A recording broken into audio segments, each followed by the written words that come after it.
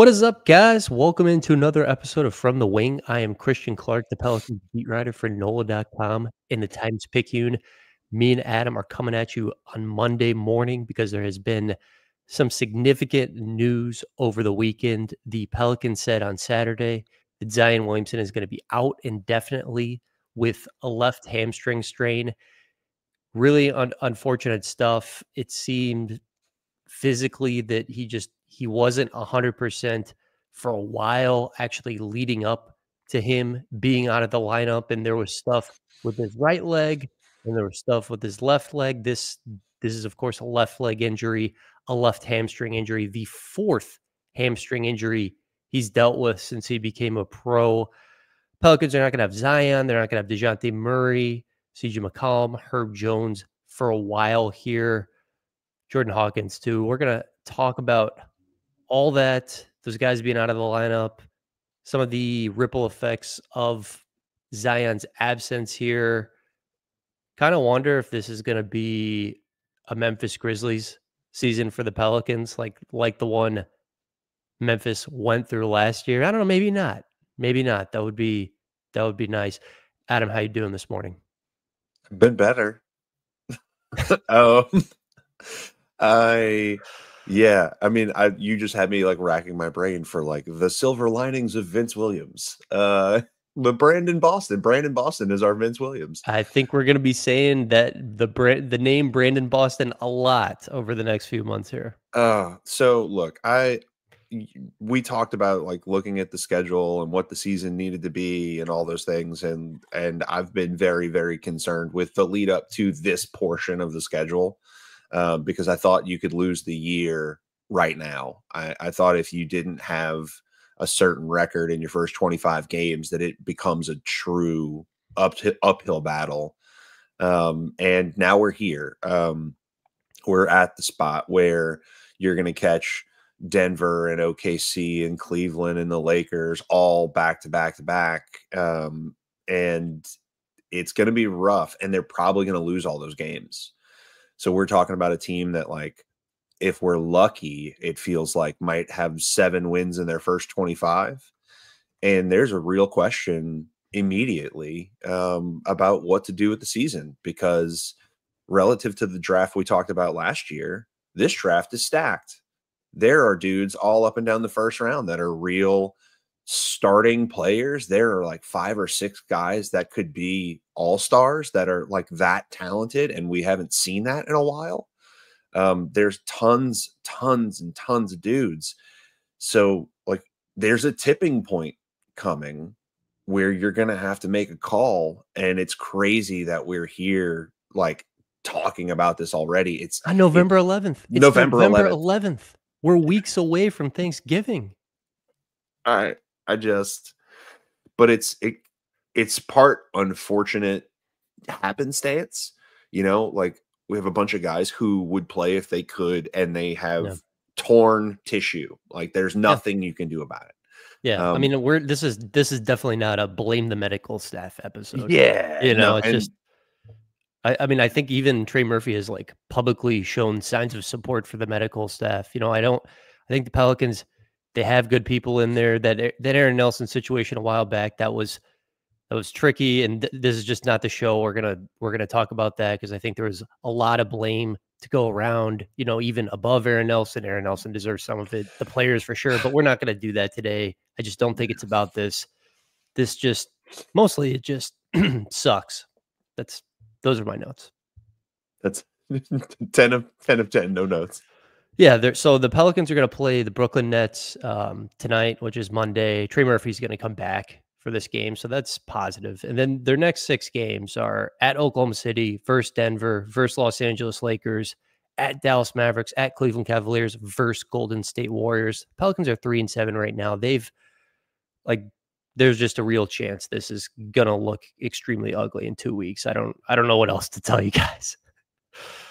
Yeah, I almost wish we didn't set the foreground like before we got into the season. Like looking at the schedule, it already looked like this was the bad spot where like you needed to build it up, and then now you're behind the 8 ball already. There's no, like, realistically, it's just hard to say when you're leaning on this many guys that are not like, I watch these games and they're like exciting points, and they're definitely better than they were in those Golden State games. Like the guys are playing harder, but you just see a ton of guys that are pressed into roles they're not supposed to be in. You see guys playing to the, like, whenever people are like criticizing Jose, I'm like, guys, do you get this? This is the maximum that you get from this guy, and he's being pushed into a role where every dude he sees is taller than him, every dude he sees is faster than him. Like, this is not supposed to be what it is. And it just it's Yeah, tough right now. he's a change of pace backup guard, and he's done that role. Like, he's filled that role extremely well over the past few seasons. I mean, like, on off numbers, he's kind of been a monster. He's just I think he can give you a starter. He can give you a look at like a starting spot every once in a while, but that's just not who he is, long term. I think we all understand that. All right, let's dig in on some of the Zion stuff. I think like I've been talking about the timeline a lot just because I think that's worth it examining. Not that I think not that I think the Pelicans are hiding anything or anything like that. I just think it's just a strange sequence of events. And it kind of speaks to he was dealing with stuff on both legs throughout these past few weeks. Uh, to me, this starts November 1st, that win against the Indiana Pacers at home when Zion and BI play really well and New Orleans beats Indiana. Zion scored 34 points that night, and he looked amazing. I mean, he just had a fantastic game. The vibes were good. The Pelicans hold this practice the following day, a Saturday, at their practice facility in Metairie.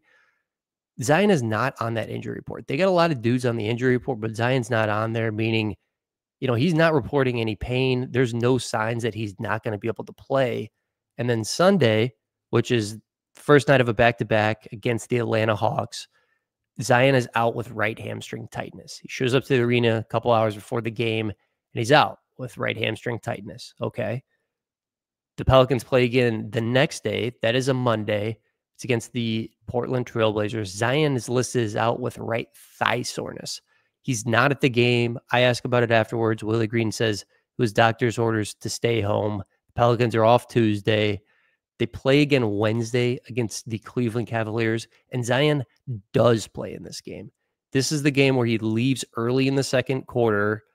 He gets checked out by a member of the Pelicans performance team. Then he comes back in the second half, and he actually plays pretty well. I think he scored 23 points in 20 minutes. He talks to the media afterwards, and he says physically he's fine. His telling of the events is, I went back to the locker room, and member of the Pelicans performance staff looked at me, and they said I was good, and we go forward from here. That same availability. He also talked about Teresa Witherspoon and how much she helped him physically and mentally during her time with the team. She attended that game. Thursday, the Pelicans they're flying to Orlando, Florida, and then they're practicing. I check in with some people on the team. I'm like, is he good? And the Pelicans on Thursday are adamant to me that he's not injured. I mean, some of them, I'd actually used the word injured earlier in the week, and they didn't like that. They were like, he's not injured. He's not injured. It's just soreness. And I was like, okay, I just feels like something weird is going on to me. Friday, if you believe Willie Green's telling of the events, Zion gets pulled out of practice. They play the Orlando Magic at night. Zion's not in. Saturday, this is when the team said medical imaging took place. Zion is out indefinitely with a left hamstring strain. So, left and right, days apart, reports pain, doesn't report pain, isn't injured, is injured, isn't injured. That's a lot. It's a lot for fans to consume. It's a lot for me to take in. I hear hamstring, and just like knowing, like being a guy who watches soccer, hamstring injuries happen a lot to people who aren't conditioned well, that have to run a lot. The And weird part about this is, by all accounts, he did come into the season in pretty good shape. I mean, we know that by the sake, he has a couple of battles, right? It's Yeah. one thing to lose weight. Losing weight does not mean that you're well conditioned.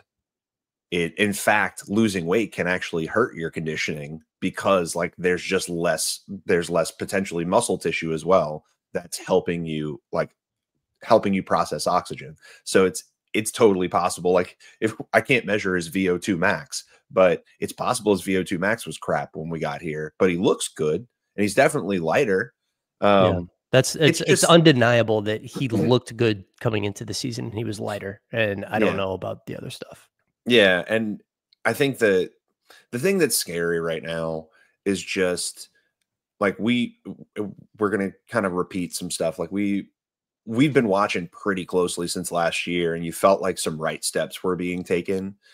And then to start the season with the kind of illness that comes out of nowhere, and then to get into this where it's like back and forth locations of injuries, injured, not injured, playing, not playing, going in at halftime, coming back out, which I didn't know whether he was going to come back out or not. I had a tweet I wrote and I was about to hit send on. I think I hit send for like 10 seconds and then I removed it. It's like, let me wait. Let's wait till he like, because maybe he comes back. And I think the scary thing there is like, there's two things that jump out to me. One, is he sure how he's feeling? And I think two, it's a legit question. yeah, is he sure how he's feeling? And two, like when he does feel something, how soon is he telling the team? And those are two things I can't really reconcile. And that I think that's the The only scariest person who part. knows the answer to that question is Zion. I Yeah, mean, and we can't really ask him. We can ask him in like if he does media availability, you could try to ask him, but I think I'd be the first person to say that you're going to get like a canned answer of some kind that's been prepared before he sits down. yeah, we'll see. He's supposed to. I mean, I was told that he was going to talk to the media yesterday on Sunday at practice. That didn't happen, but then I was told at practice there's a chance he talks to the media this week. Um, so we'll see. It's not like I'm like demanding answers out of Zion. It's up to No, him. no, You know, if no. he wants to talk, that's great, and if he doesn't, that's fine. You know, it's up to him, and it's not going to really affect me either way. It does Um, compound things though. Like yeah, that availability changing kind of mimics the timelines of the injury itself. yeah. Here's what we know definitively. This is the fourth hamstring injury Zion has dealt with as a professional basketball player that we know about. Number one, in the NBA bubble. This was part of the NBA bubble just mess that the Pelicans made, where Zion dealt with a hamstring injury that the Pelicans never disclosed. He leaves the bubble for a little bit. He comes back. He's way out of condition. There's also everybody who has a pulse knows that David Griffin wants to fire Alvin Gentry, and there's dead men walking vibes going on there too. Um, 2 seasons ago, Zion suffered, I think, a pretty significant right hamstring strain. That was a year where he gets off to this incredible start to the season. The Pelicans beat the Suns twice at home. This to me was like kind of the time that the Pelicans actually captured the casual fan, and like it felt like they had real juice. And then in their first game of 2023, Zion uh, suffers a strain to his right hamstring in Philadelphia. He is named an all-star starter, and he tries to come back and he wants to play in that game. And then shortly before the all-star break, he re-injures it at the Pelicans practice facility. And that was a season he ended up missing the final 53 games. I think Zion felt like he could have played at the end of the year, and the Pelicans didn't let him. I think partially related because of conditioning stuff. Last season, Zion played in 70 games before he suffered a left hamstring strain against the Lakers. I'm sure anybody listening to the show is familiar with that. Really unfortunate sequence of events, sad sequence of events. I mean, I wanted Zion to just get that first taste of playoff action. You could tell he really wanted to be on that stage, and that prevented him from doing that. And then this season, a left hamstring strain again. So 4 hamstring strains and strains on both of the legs. I think we've seen enough to say this is a hot spot for him. Yeah. And once that starts, and I think anybody who's played sports and has experienced injuries can kind of attest to this. When you're coming back from something, especially when you have like knee soreness and stuff, you'll have days where you don't feel it, and then you do something and it pops back up, like it gets in your head a little bit. And especially if you've had the outcomes that he's had from these injuries before, you got to be wondering, like, when's the next shoe going to drop? Like, if I take a left turn, is it going to toss my hamstring? Am I going to be done? Like, there's definitely got to be some nervous energy in there for yourself when you're going through the same sequence over and over again. Um, and it just, yeah, I don't envy it. And I hate it as a fan. I don't know what to tell you right now other than that it at least feels to me like part of the reason why the timeline and everything is murky is it's kind of like this is a pile of stuff, and it's some level of like unsure nature of like when you're going to feel right. And I feel like that's something we've seen, in past years. We've seen him struggle in games where he comes back from injuries and illnesses, where he thinks too much and plays a really, really slow, like first three quarters. And then once he knows he's okay, like plays hard in the fourth. Um, and this might just be like an elongated period of like, look, you're struggling at 80 to 85%. Just go get 100. Just go feel as good as you can, do all the things. And like when you're ready, we'll just go. And I don't know how to argue with it at this point, given the past history. We just want to see him play. Yep, that's right, Adam.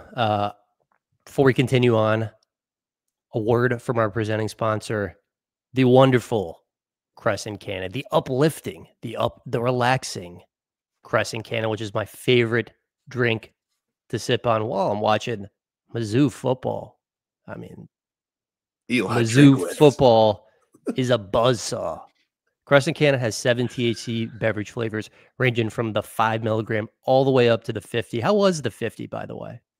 Bro, a little much for me. A little much for me. I did not, you like to drink it slow. You pace yourself. With those higher ones, you pace yourself. Just like make sure you don't hit it too hard too fast. But yeah, maybe too much for me. Maybe a little. Gotta work my way up. He learned something that day.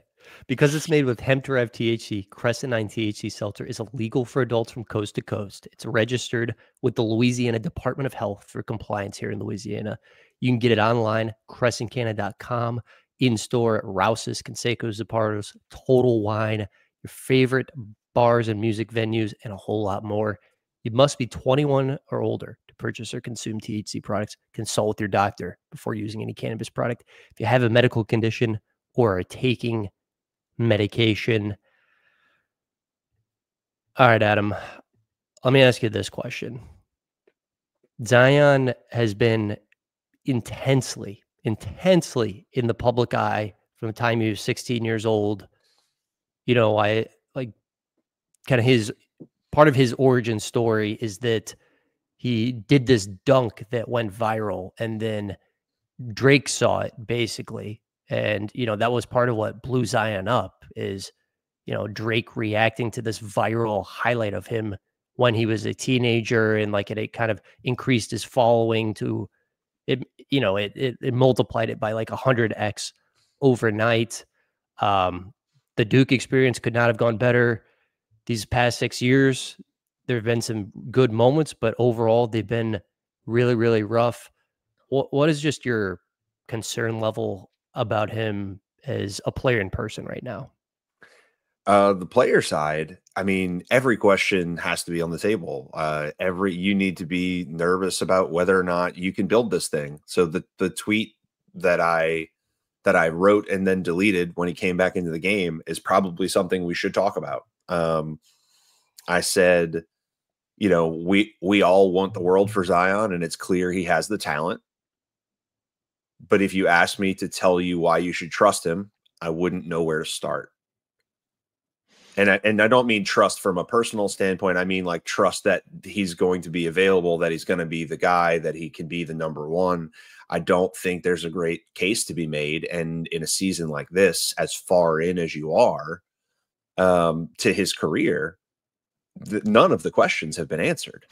It's just crazy that probably our number one takeaway from last season was, okay, we can build this thing around Zion and move in that direction. And there was confidence that we could do that. And I mean, honestly, people in the Pelicans organization, like that was the word from them. Like you talked to some people in and around the team early last summer, and they're like, yeah, like let's try to build this thing around Zion. I mean, they looked at Brandon Ingram trades that would have better fit some of the pieces around Zion.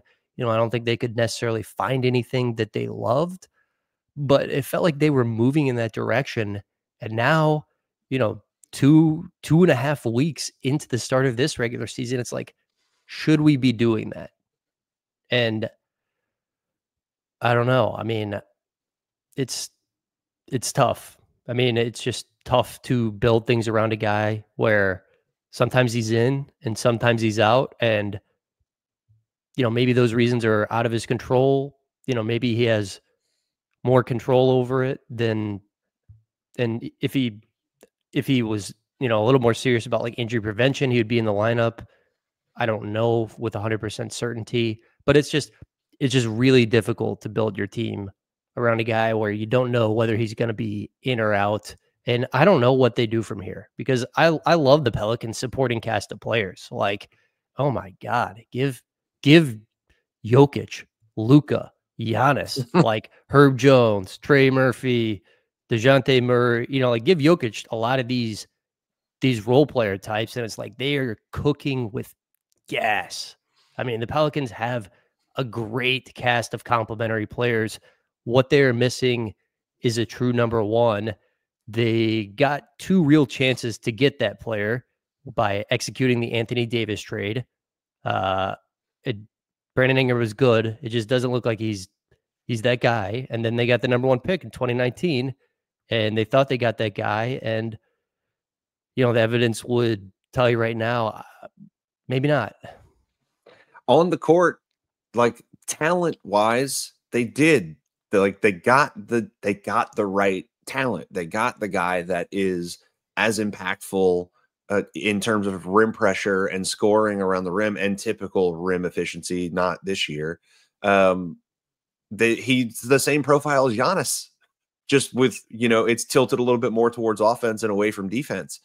But like they did get the talent. Like this has to be the toughest part for the team. Like the talent evaluation was correct. The pick is correct. I mean, 30 out of 30 NBA GMs take Zion number one in 2019. Yeah. And but this is but like even the decision since then, there have been some points where you make this decision to stick with him when you do the extension, where it's a risky proposition and still looks like the right call. They had no other choice. Yeah. And then here you are, where now we were staring down the having no choice on the other guy. Now the other guy is playing exactly like you would want, but for a team that at this current construction does not matter. Like we need to see what Brandon Ingram looks like when everybody's healthy, surrounded by everybody, and is he still doing this stuff? And we will not get to see that for a minute. Yeah, just it's the whole thing. It's like maybe it's a little poetic for like the city of New Orleans to have a team like this because we're such a roller coaster that like this is what we deal with. Like it's a day of chaos and then a day of joy and then a day of chaos and then a day of joy is like kind of how it works here. So maybe there's some really fun article to be written about the contrasting those things. But man, we need some sports hope in this town from somewhere, and Tulane's about all we got. One of the questions I asked Willie Green at practice on Sunday, he spent time around Steph Curry in Golden State. And, my question to him was, look, Zion and Steph Curry could not be more different players. And I'm not comparing the two in any way, but Steph Curry overcame repeated ankle issues early in his career, largely by changing his training regimen. And I was like, what insights do you have from Steph Curry changing his career after repeated ankle issues early on? And I thought Willie Green had an insightful answer. He said he talked about how he's having these ankle issues. He talked about why this continued to happen. He started to realize that, yes, I can make my ankles stronger, but he had to make his whole body stronger. It started with his hip mobility. The tightness in his hips was causing the pressure to go to his ankles. It was something he dove into with his team. They were able to develop a plan to get him on the floor and get him on the floor healthy. Obviously, two different guys, but he's been able to be on the floor without a ton of sprains. I just I do wonder if Zion, like, you know, consulted with CAA, which it seems like he could have, has been able to lean on more at times in his career, and just like, I'm going to go out and get an elite personal performance coach, and we're going to come up with a plan for an attempt to try to attack this. And we're going to have a routine every single day that is about core stability, activating my muscles. I just wonder if he did that, would any of this be any better? There's no guarantee, because Zion is just an unprecedented blend of size, speed, and power, playing in the pace and space era. Like, there's no guarantee, but I just wonder how different would it be if Zion went to the max about injury prevention. I think he's been better, I but that feels like his only hope to me. Yeah, I think I'd actually go a little harder on what you said. Better's a continuum. Better isn't a yes or a no. Better isn't plays 70 games a year. This has been a pretty catastrophic start to a career. He's played less than 50% of his games. Like, this is shorter Joel Embiid in terms of availability. It would be better. Like, I think you can definitively say it would be better. How much better? Yeah, we can have a lot of debate about, like, would he still get injuries and stuff? Sure, he's explosive in a way that people were worried during the draft process. Like, the math doesn't make sense on this guy. The physics and his lower body it doesn't math. So he's going to have lower body injuries his whole career. So far, very correct. But yeah, I do think it would be better. Like, Steph Curry, there's some things, like Steph Curry wears like ankle braces in his shoes. Like, that's part of the deal, is like he has like some physical support, because he had a very specific problem.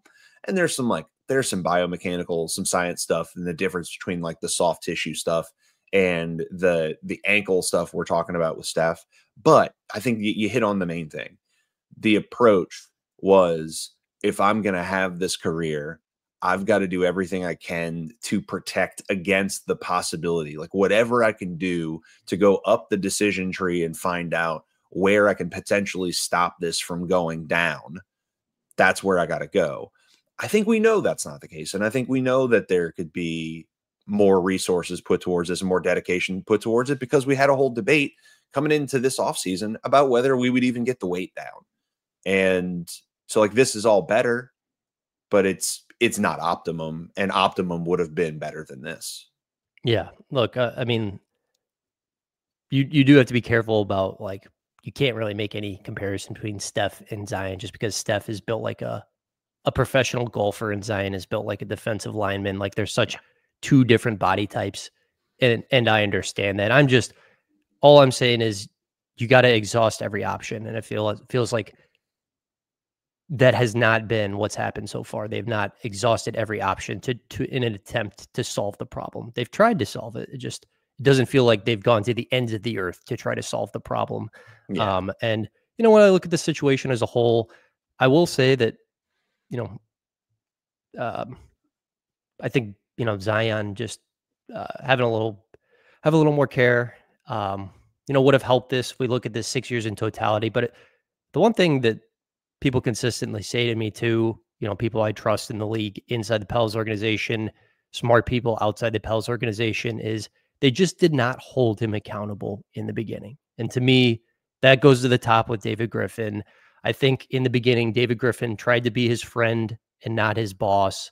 And I think a lot of problems arose from there. There was not a standard set from day one about, we have a way of doing things and it's unacceptable to not do these things. And, like, I think they've tried to, be a little more disciplined in the ensuing years, but I do think at least a lot of this goes back to the beginning of, we kind of just let him do whatever he wanted in the beginning.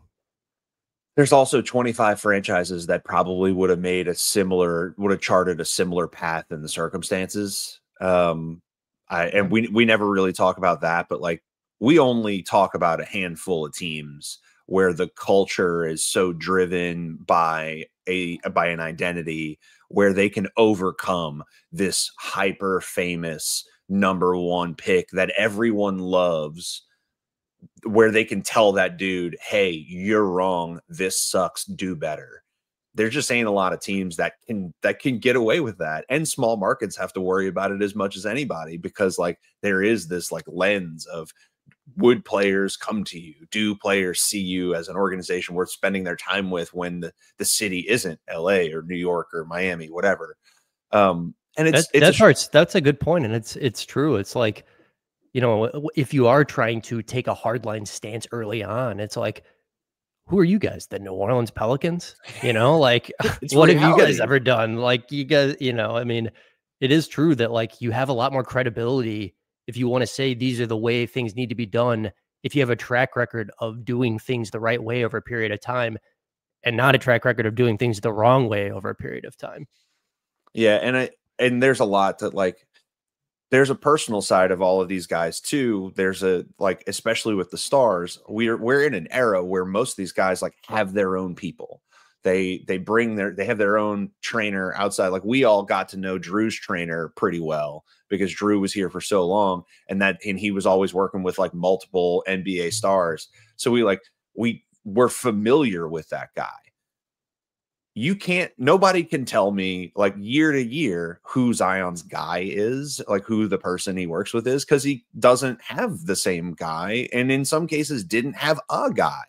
Well, I mean, his guy for a while was Jasper Bibbs, and I reported A on some of while? this stuff.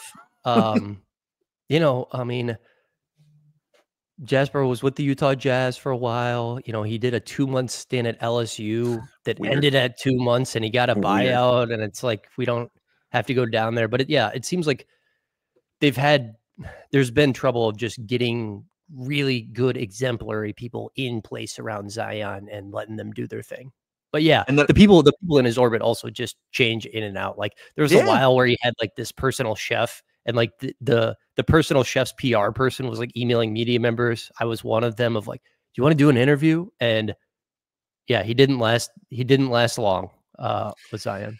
So that's the thing that like I want to point to, as much as you want to give as much space for this to like correct itself and for people to mature and everything. Like this guy became like a basketball commodity, went to the preeminent basketball college, had a great career there in the single year, but left there without the resources, like left there without the team of guys ready to make him this behemoth in the basketball world.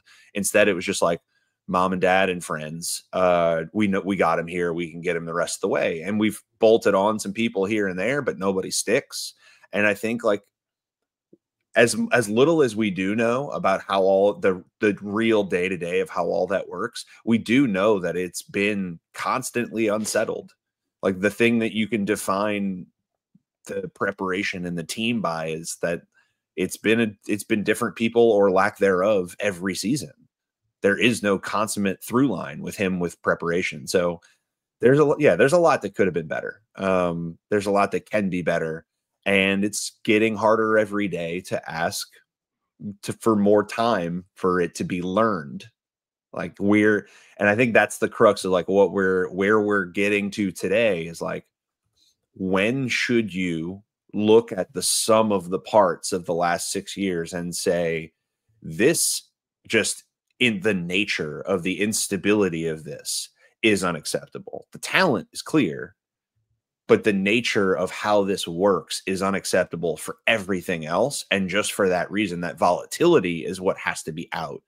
And that gets into like the earlier comment about Memphis. Like maybe you do just need to like hit an eject button at some point. And next episode, we may be talking about like, what game do you hit eject on?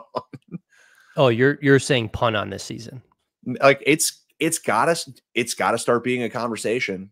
It really does. Like, you're going to start getting guys back in 2 weeks, but I'm probably the person who said this the most.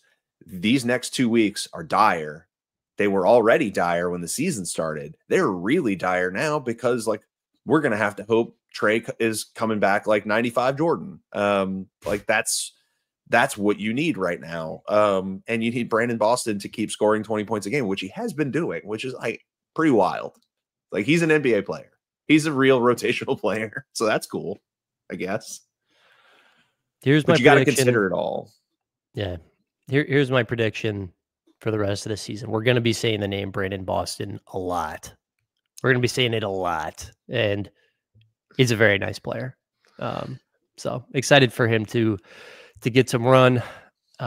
Let's see where the Pelicans are after these 7 games. I mean, Brooklyn, that's losable game. Yeah, they've been better than you think they would have so far to start the season. It's a winnable game. It's a losable game, but then it gets really hard. Let's see where the Pelicans are 7 games from now, and we can maybe revisit this discussion of should we punt?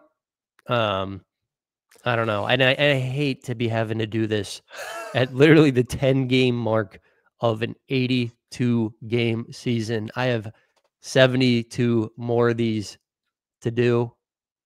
But hey, look, maybe they get hot. Maybe we're doing, I think it was the 08 Rockets. Maybe they rip off 15 or 16 in a row and they're right back in it. Maybe that craziness happens once everybody's healthy.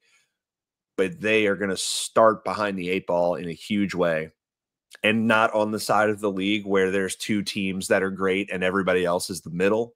They're on the other side where the number 3 record in the East would be like 10th in the West already. We're already there. It just like this conversation. It's November 11th and it's already clear how different the conferences are. Playing in the Eastern Conference is a hell of a drug. And we're never gonna get to taste that. We're never gonna get that little bit, that little right off the nail. Like,